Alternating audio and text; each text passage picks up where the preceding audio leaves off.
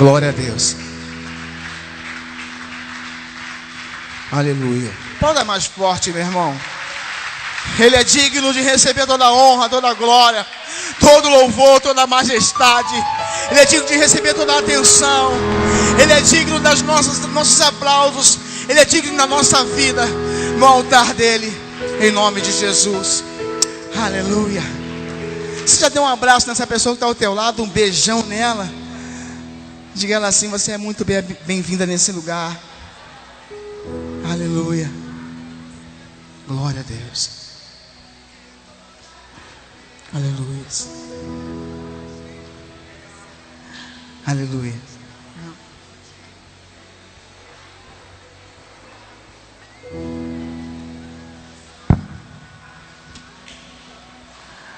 Glória a Deus. Que maravilha.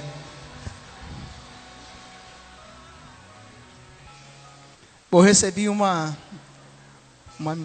telefonema hoje abençoado, né?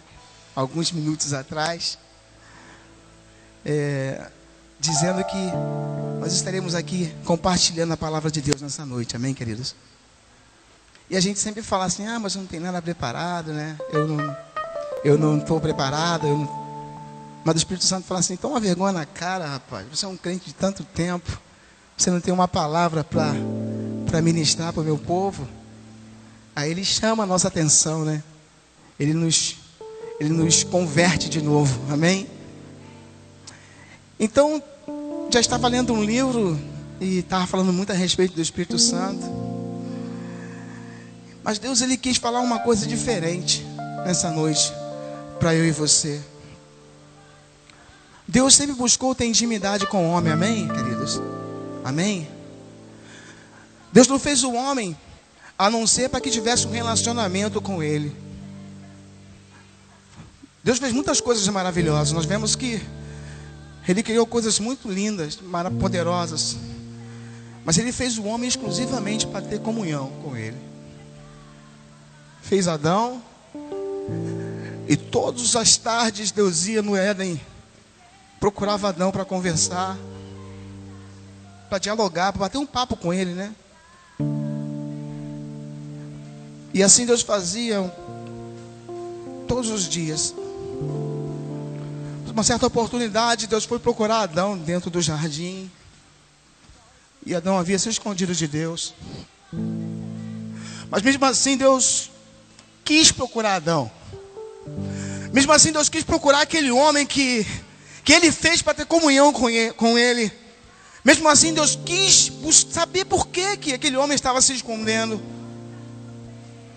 Na realidade, Adão havia colocado no seu coração o desejo de conhecer outras coisas que Deus não quis que ele conhecesse, que Deus deixou particular, que Deus deixou separada para que ele não conhecesse.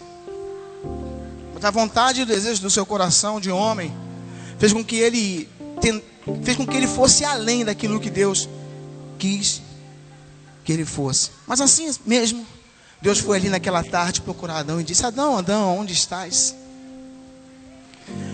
E Adão disse para Deus assim, pela primeira vez, querido, depois que Deus tinha criado tudo, Adão disse assim para Deus: Senhor, eu ouvi a tua voz, mas eu tive que me esconder. Quantas vezes nós ouvimos a voz de Deus, queridos, e às vezes tentamos nos esconder? Quantas vezes nós ouvimos a voz de Deus e às vezes tentamos nos esconder nos nossos erros, nos nossos pecados, nas nossas transgressões, na nossa vida irregular diante dele. Mas mesmo assim, Deus continua chamando o homem que se esconde. Deus continua chamando o homem que tenta se esconder da presença dele, porque nada nós podemos esconder da presença de Deus. E assim foi nos tempos de Adão, quando Deus quis ter uma relação particular com ele, quando Deus quis ter um relacionamento íntimo com ele, o homem se escondeu de Deus. Mas pensávamos nós que Deus ia abandonar Adão, ia fazer um outro homem. Não, o projeto de Deus era fazer um homem, e daquele homem fazer outras pessoas, para que ele pudesse continuar com o mesmo coração, tendo intimidade com aquele povo, com aquele homem. Deus então perdoou o pecado de Adão. Adão se encontrava nu na presença de Deus, porque o pecado nos deixa nu na presença de Deus. O pecado nos deixa sem proteção nenhuma na presença de Deus. O erro nos enudece na presença de Deus. Amém, queridos? Então Deus perdoou o pecado de Adão e coseu roupas, né? Ali foi o primeiro sacrifício. Deus sacrificou alguns animais e fez roupa para Adão. Esse sacrifício ali, feito no jardim do Éden, tipificava já o sacrifício que Jesus ia fazer por mim e por você na cruz do Calvário. Amém, querido? Ali foi um sacrifício de sangue, onde Deus sacrificou animais. E ali foi o primeiro sacrifício de sangue, tipificando já que nós poderíamos ser lavados, nossa nudez poderia ser coberta pelo sangue de Jesus. Lá em Apocalipse diz: benditos são aqueles que lavam as suas vestiduras no sangue do Cordeiro. Aleluia. Muitas das vezes, meu irmão, nós nos sentimos tão imundo, tão sujo, tão pecador, que pensamos que a misericórdia e a graça de Deus não vai nos alcançar. Mas quando nós olhamos para Jesus, o sacrifício que Ele fez na cruz por cada um de nós, e quando está revelado na palavra de Deus no livro de Apocalipse, que nós deveremos lavar a nossa vestidura no sangue do Cordeiro, nós encontramos solução para as nossas vidas ainda. E Deus continuou ainda no seu projeto de ter intimidade com o homem. Mas aí foi na lei em Moisés. Ele então escolheu Moisés para que ele tivesse intimidade com Moisés, e que através de Moisés o povo tivesse intimidade com Deus. Entende isso? Então Deus mandou Moisés fazer uma arca chamada a Arca da Aliança. Essa arca, meus queridos, ficava dentro do Santo dos Santos, no Santíssimo Lugar. Essa arca só ia ser visitada pelos sacerdotes uma vez por ano. Os sacerdotes iriam oferecer sacrifícios pelo povo diante daquela arca, diante da presença de Deus. E ali Moisés, os sacerdotes, Arão, consultavam a presença de Deus, que vinha no propiciatório, no meio daqueles anjos, né, que estavam em cima da arca. Ali então, Deus falava com Moisés, e Moisés transmitia o que Deus tinha falado para o povo. O Moisés era o interlocutor de Deus com o povo, né? Moisés transmitia o que Deus tinha falado. E ele sacrificava os animais no propiciatório, né, no altar do holocausto. Sacrificava os animais e o povo se sentia perdoado. Durante aquele ano o povo se sentia perdoado. Cometia outros pecados, outras transgressões, porque eles sabiam que uma vez por ano Moisés entrava no Santíssimo Lugar e ali pedia perdão pelo povo diante de Deus. Então era feito assim, podia pecar à vontade, e depois ele colocava os seus pecados, eram transferidos por um animal, e o animal era levado para fora do arraial. Se o animal não fosse para fora do arraial, era assim que funcionava. Se o animal não fosse para fora do arraial, o povo não era, aquele pecado não era perdoado. Mas quando o animal ia para fora do arraial, os pecados eram transferidos para fora do arraial. Amém, queridos? Mais uma vez, animais e sangue eram derramados para perdão de pecados, apontando para Cristo, o nosso sacrifício, o nosso Cordeiro, né, que morreu por mim e por você na cruz do Calvário. Eu queria só testificar isso com vocês, que está em livro de Êxodo, no capítulo 25. Só um minutinho.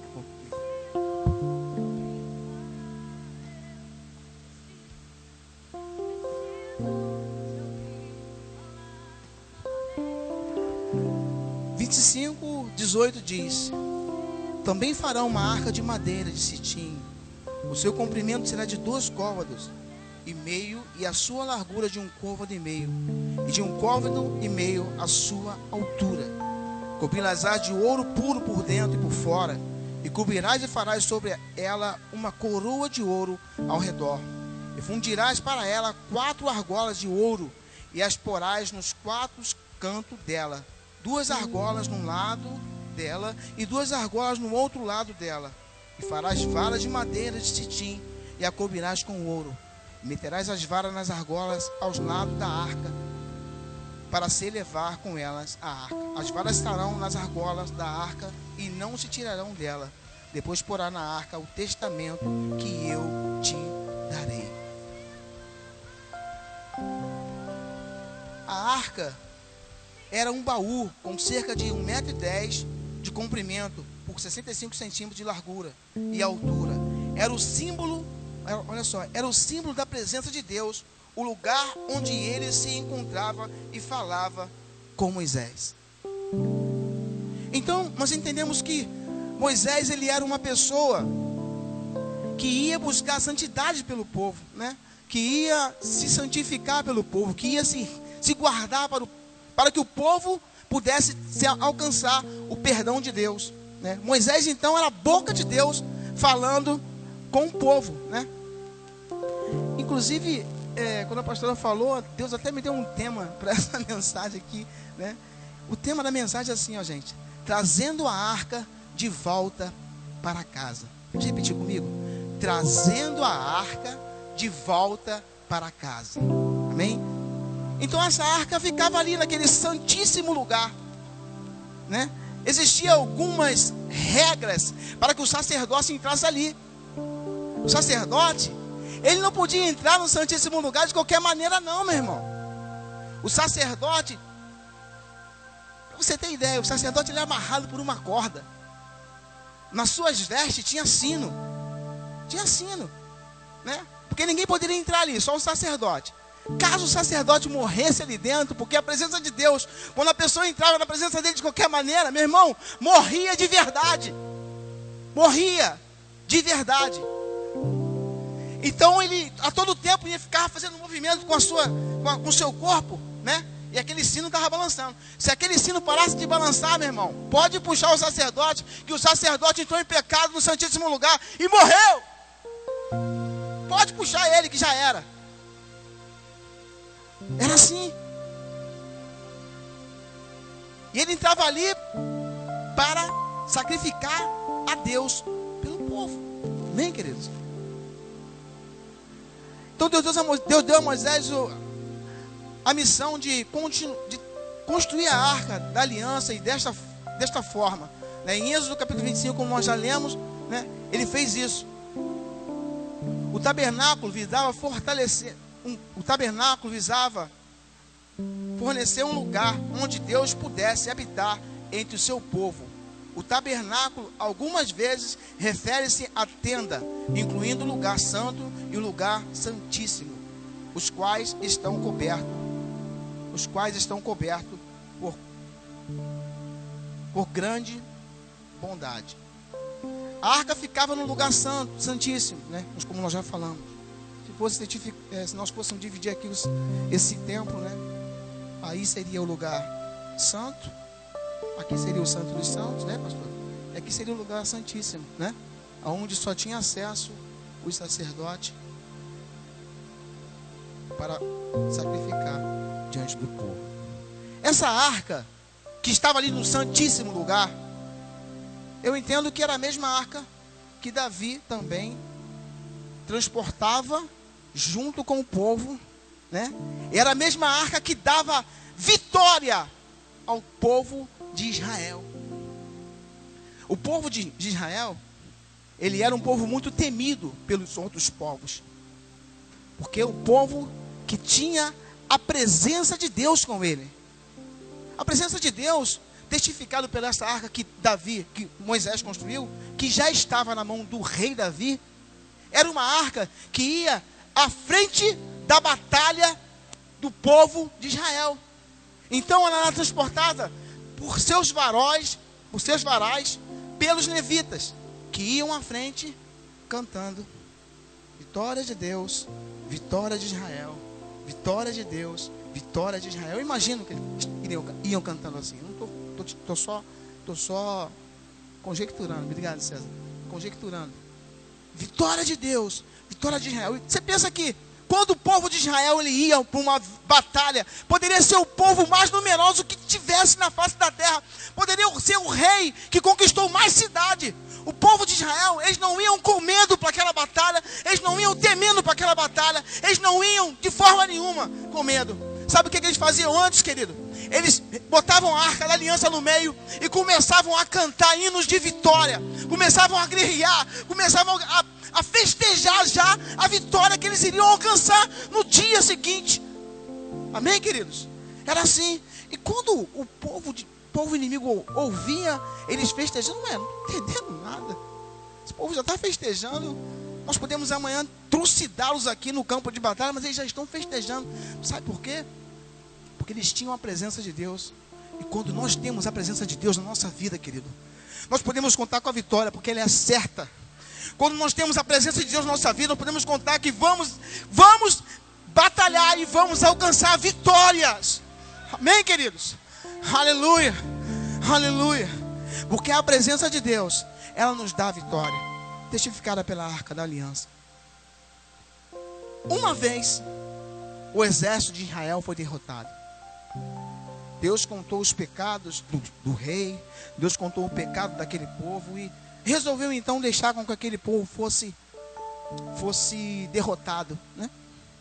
E a arca da aliança de Deus foi tirada da mão dos filhos de Deus, foi tirada da mão do povo de Israel. Então essa arca, ela andou por alguns reinos, né? Mas diferente quando ela estava no povo de Deus, no meio do povo de Deus, que abençoava. Quando ela estava em outros reinos, ela amaldiçoava aqueles reinos que estavam ali com aquela arca, que não pertenciam a eles.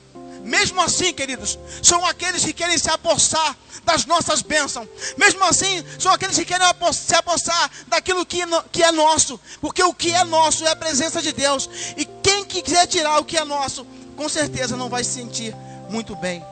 Em algumas cidades Deus colocou tumores, em outras cidades Deus mandou pragas.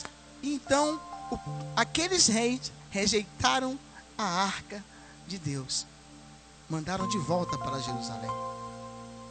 E numa certa oportunidade, Davi reuniu os profetas e foi buscar a arca da aliança. Isso está em 2 Reis, capítulo 6. Aleluia. Glória a Deus. 2 Reis, capítulo 6. Glória, glória, glória a Deus. Desculpa, querido, 2 Reis.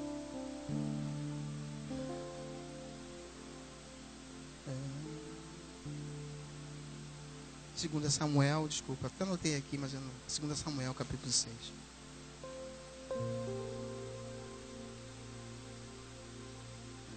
Marquei até a Bíblia aqui do meu lado, até é fogo, né? 2 Samuel, capítulo 6.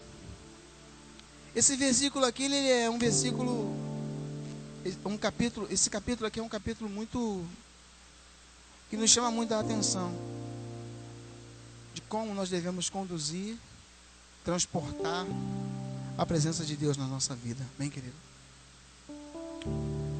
Esse capítulo 6 diz assim: e tornou Davi a juntar todos os escolhidos de Israel, em números de 30.000.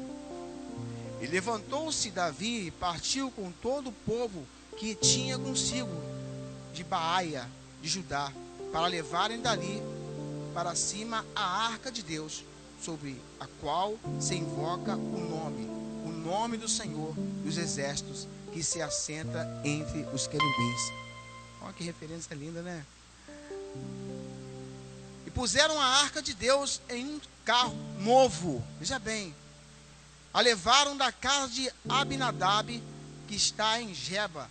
Eusar, Aiô, filho de Abinadab, guiava o carro novo. E levando-o da casa de Abinadab, que estava em Geba, com a arca de Deus, Aiô ia diante da arca.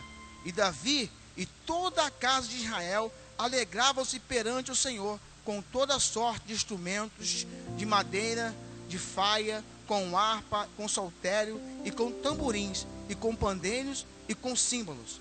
E chegando à eira de Nacon, estendeu Uzá a mão à arca de Deus e segurou-a, porque os bois a deixavam pender. Vamos dar só uma paradinha aqui e vamos lembrar como que a arca foi feita lá no livro de Êxodo, no capítulo 25, né? 25, versículo 10. Ela foi feita coberta com ouros, e do lado da arca haviam argolas, né? Haviam argolas para que pudessem colocar ali os varais, né? E naqueles varais, os levitas colocavam a arca no seu ombro e iam carregando a presença de Deus. Aqui, Davi, não sei por falta de experiência, mas um rei, né? Não sei por qual motivo, se ele quis agradar ou de uma forma melhor a Deus, né? Ele fez um carro novo, meu irmão. Imagina um carro novo aí. Ele fez um carro novo. Imagina o melhor carro novo aí que nós podemos pensar. Imaginar que Davi fez um Lamborghini para carregar a arca de Deus, né?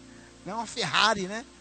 Porque Davi sempre quis fazer o melhor para Deus. Ele sempre quis dar o melhor para Deus, né? Então ele fez um carro novo. A boa intenção de Davi foi fazer um carro novo. Mas Davi esqueceu-se de ler lá em Êxodo, capítulo 25, versículo 10, que Deus tinha feito a arca de uma forma que ela tinha que ser transportada daquela forma. Não importava o tempo, não importava o ano, não importava a data. Importava sim que Deus deu uma ordem e que tinha que ser cumprida. E nesse momento, quando Davi preparou aquela festa maravilhosa, cantores, né? Pessoas tocando harpas, faia, diante da presença de Deus, pessoas dançando diante da presença de Deus. Num dado momento, aquele carro novo passa por um buraco e a arca balança de uma forma, né, que vai escorregar. E outro rapaz também com uma boa intenção tremenda, chamado Uzá, estendeu a mão para tocar na arca, meu irmão. E no mesmo momento, assim como acontecia com os sacerdotes lá no Santíssimo Lugar, quando eles entravam na presença de Deus de qualquer maneira, aconteceu com esse jovem, e ele veio a morrer. Amém, queridos? Então dali Davi se entristeceu muito, porque esse jovem era sobrinho dele. Uzá era sobrinho de Davi. Então a arca, em vez de ir para Jerusalém, ela teve outra direção. Ela foi para uma casa de um homem chamado Obed-Edom. E quando essa arca chega na casa de Obed-Edom, esse homem, Obed-Edom, ele era um levita. Aqui, ó.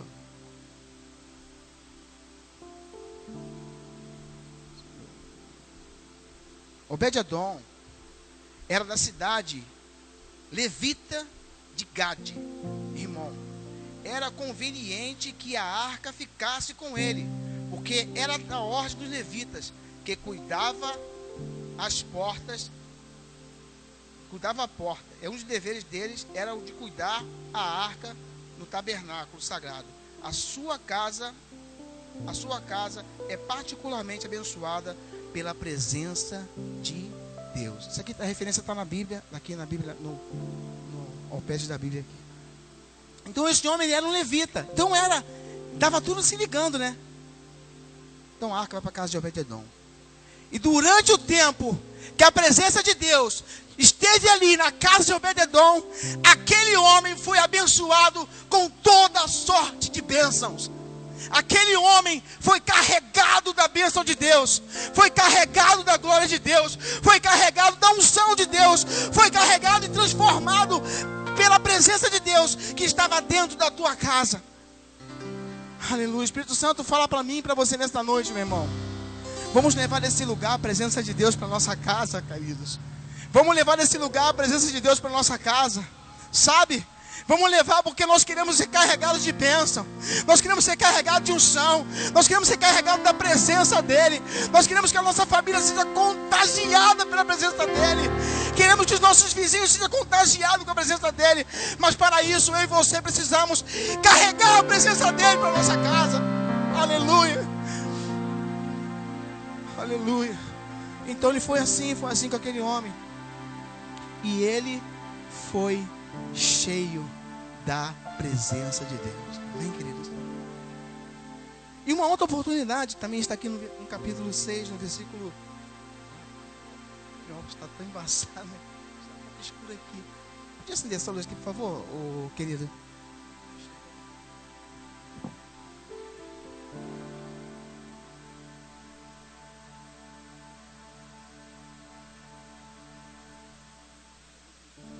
Às vezes mistura lágrima com...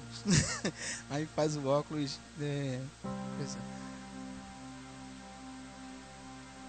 Aleluia.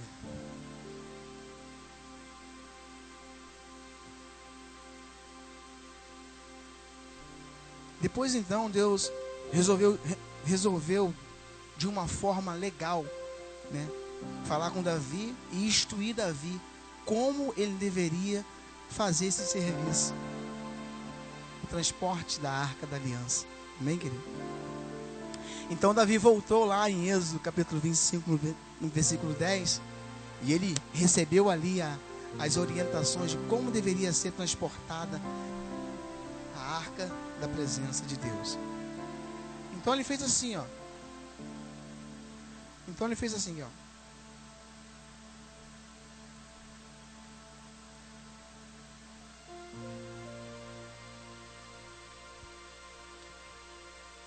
No versículo 11, capítulo 6, versículo 11, diz assim, ó, só para e ficou a arca do Senhor na casa de Obed-edom, o geteu, 3 meses, e abençoou o Senhor a Obed-edom e a toda a sua casa.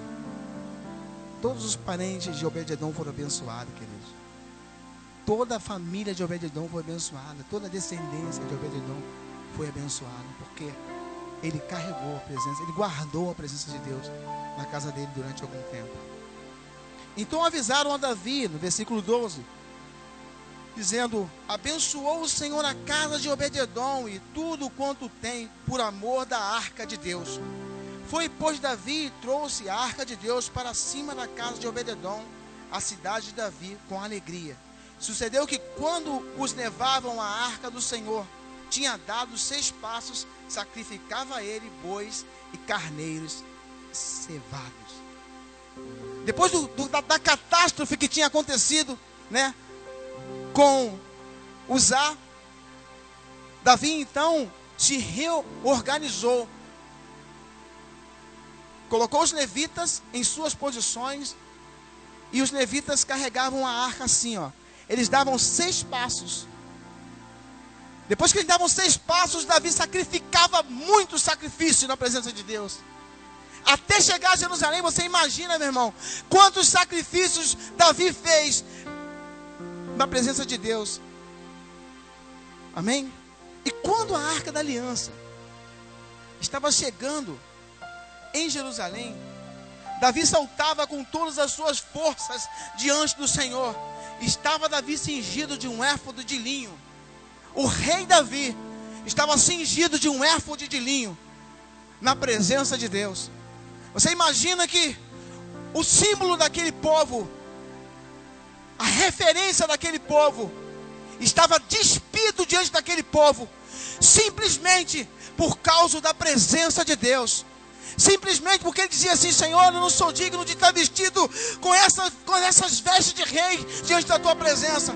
Eu não sou digno de estar com essa coroa real na minha cabeça, Senhor. Eu sou digno sim de estar despido diante de ti. E diante de ti eu entro na cidade saltando e pulando na tua presença.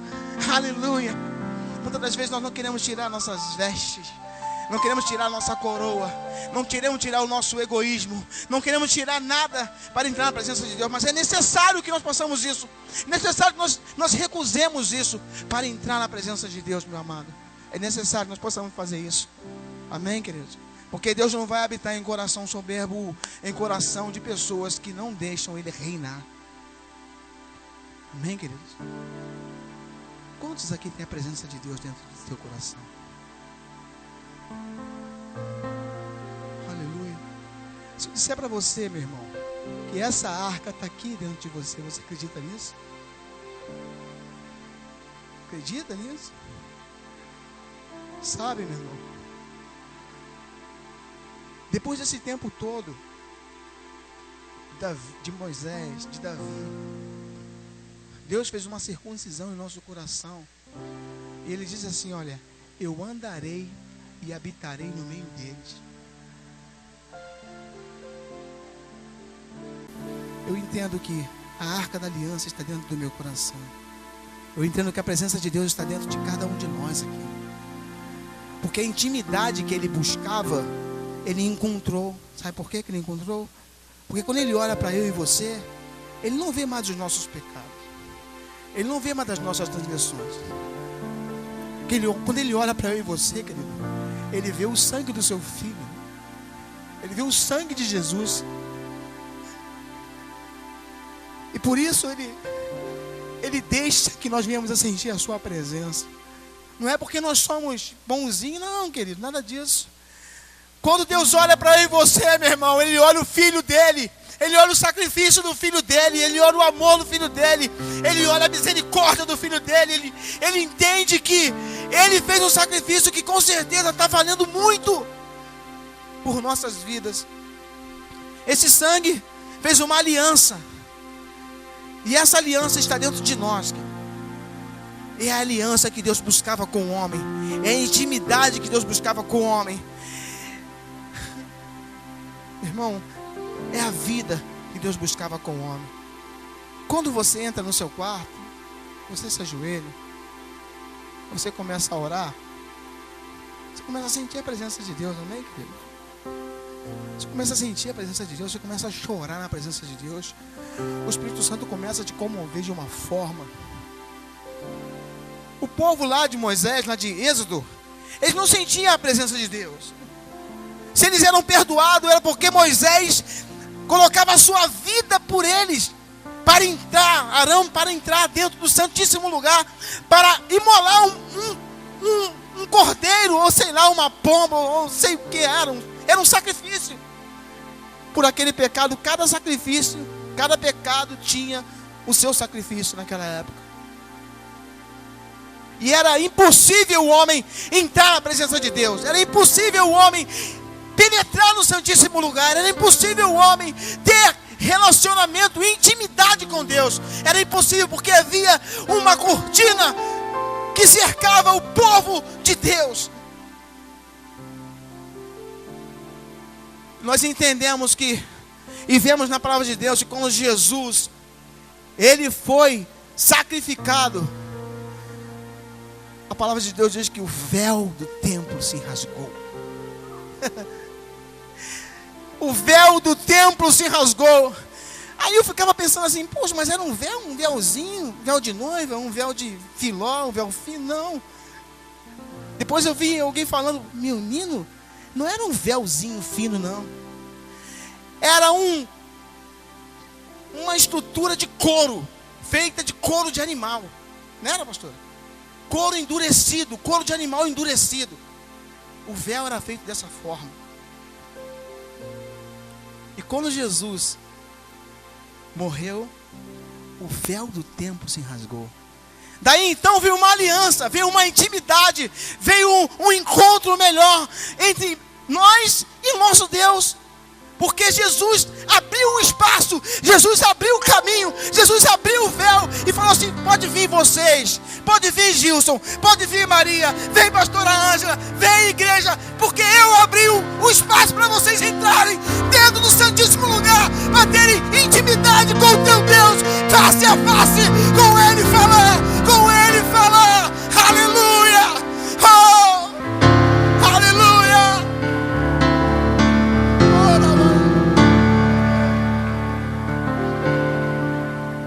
Aleluia. Agora sabe o que acontece? Eu e você temos que abrir o nosso bocão aqui, ó, e confessar os nossos pecados diante de Deus. Confessar os nossos pecados até sentir o teu perdão, até sentir a tua graça, até sentir o teu amor novamente, até sentir realmente que está perdoado. Ainda hoje, queridos, Deus busca o homem para ter relacionamento. Deus busca o homem para ter intimidade. Deus busca o homem para andar junto dele. Deus busca o homem para entrar com a sua presença dentro dele. E aonde que ele estiver, a presença dele tem que ser notada. Aonde ele estiver, a presença de Deus tem que ser notada através daquela pessoa. Hoje eu e você carregamos a presença de Deus dentro de nós. E os nossos pecados não são mais pecados que são transferidos por um animal, para um animal. Os nossos pecados já foram transferidos para uma pessoa. Nossos pecados já foram transferidos para Jesus. Amém, querido?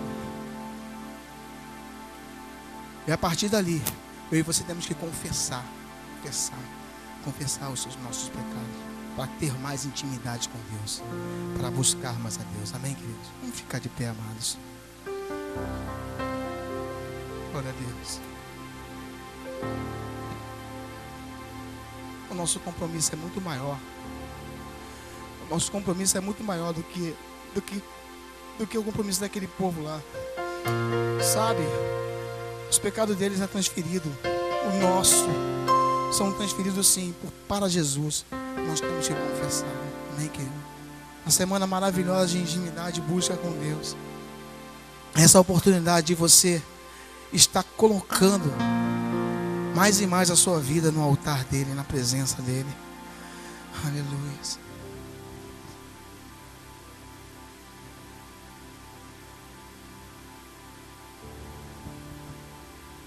Glória a Deus. Nós temos assim já é costume mesmo nosso, gente, de todos nós que já estamos na igreja há algum tempo. Mas isso não é, eu não entendo isso como se fosse nada disso, tá? Só que você tem uma liberdade tremenda aqui nesse lugar. Amém, querido? Você tem uma liberdade tremenda aqui nesse lugar. Uma intimidade de buscar mais e mais a Deus aqui nesse lugar. Amém, queridos?